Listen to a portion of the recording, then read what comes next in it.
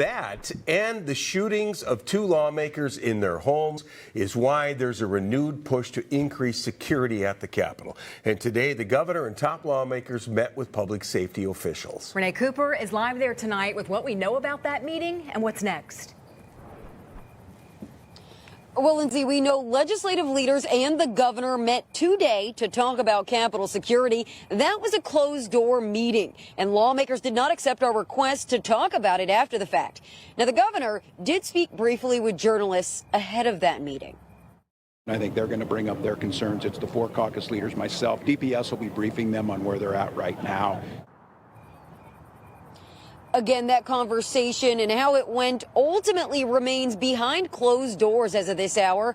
Some of the enhanced security measures on the table include adding metal detectors to the Capitol building and locking down more of its many entrances. State Patrol is also considering increasing officer presence for the entire 140-acre Capitol complex.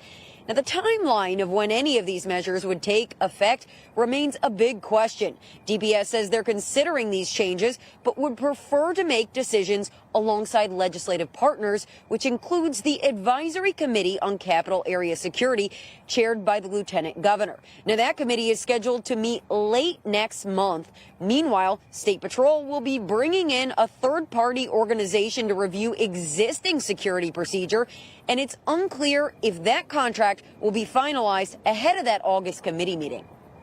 And I think the one thing about that, I think all of us are finding out, Capitol security is a complex web between the county, between the city, between the State Patrol, and also that we have an advisory board that doesn't really have a whole lot of power on Capitol grounds, that bringing those folks in, always getting another eye on it, I think is good. I think just we have to have the discussion.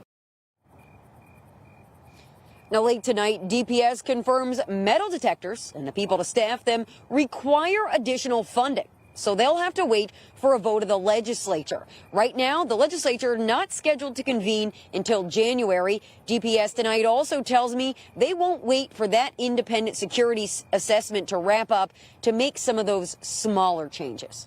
For now, live at the state capitol, Renee Cooper, 5 Eyewitness News. All right, Renee, we'll stay on it. Thank you.